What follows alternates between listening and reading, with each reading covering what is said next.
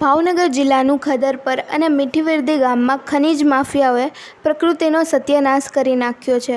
ખનીજ વિભાગની મીઠી નજર હેઠળ બેફામ ખનન થઈ રહ્યું છે. તેમ છતાં ભાવનગર ખનીજ વિભાગ ઘોર નિદ્રામાં સૂઈ રહ્યું છે. સુરેન્દ્રનગર બાદ ભાવનગર જિલ્લો પણ ખનીજ માફિયાઓના રડારમાં આવી ગયો છે.